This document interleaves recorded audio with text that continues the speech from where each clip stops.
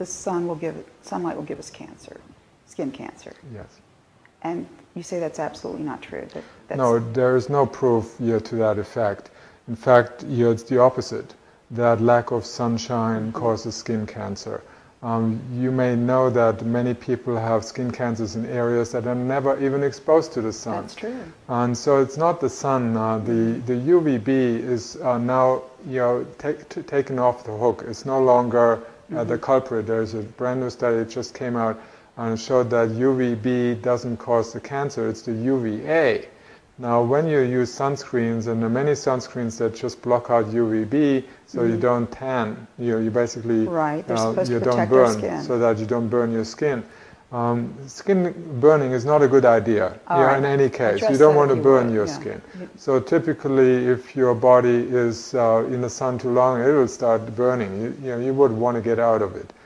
Whereas if you put suntan lotion on, you don't get that signal. And you allow a lot of penetration of UVA. Now there are some of these other screens that are blocking out both UVA and UVB, and you think, oh, now I'm safe. Right. Yes, but you are becoming vitamin D deficient while being in the sun. And if you are vitamin D deficient, your cancer risk goes right up. Okay. So again, skin cancer, any kind of cancer. Right. So you need your vitamin D in order to be cancer-free. So again, the risk 77% of all cancers can be reversed or avoided by having normal vitamin D levels, according to Creighton University's study.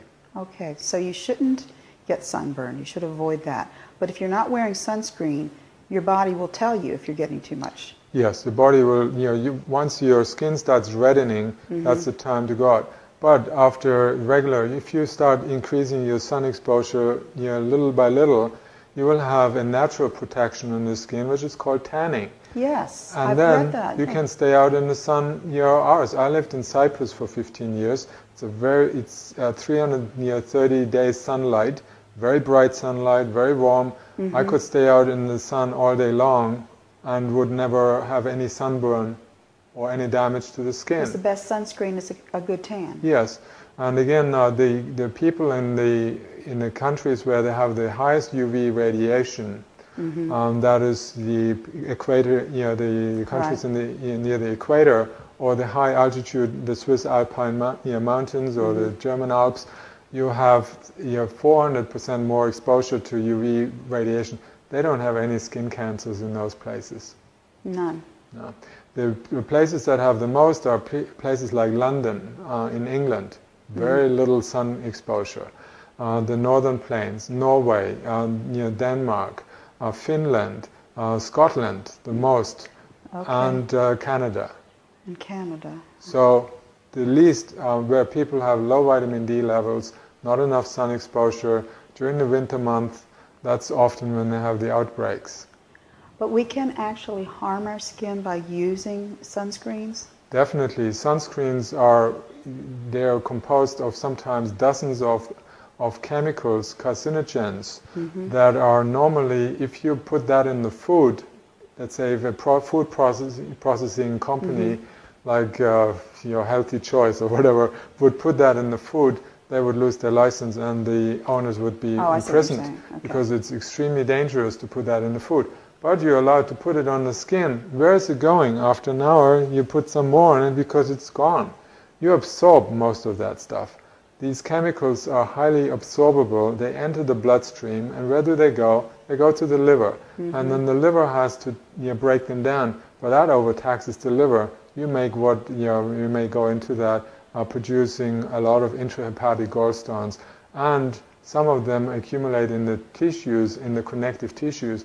And if they happen to be in the skin area, under the skin, they saturate there, you may develop skin cancer because you took the sunscreens. So sunscreens are now a leading cause of skin cancer because people are slathering it on their skin and they absorb that stuff. And then the other problem that happens, they wash off that stuff with soap, so they soap their whole body afterwards to get it off. And with it, they get rid of all the vitamin D that incidentally or accidentally may have been created on the skin. When you use soap after sunbathing, let's say even without sunscreens, if you just make vitamin D, make sure you don't use soap to wash your skin except under the arms and in the genital area where the sun doesn't go anywhere and the vitamin D is not made. You don't want to wash it off because the vitamin D stays on your skin for up to 48 hours and gradually is absorbed, and that's how you are building it in the body. So you don't want to wash it off. Not right with away. soap, not right away. Okay. So soap is not necessary anyway. I've not used soap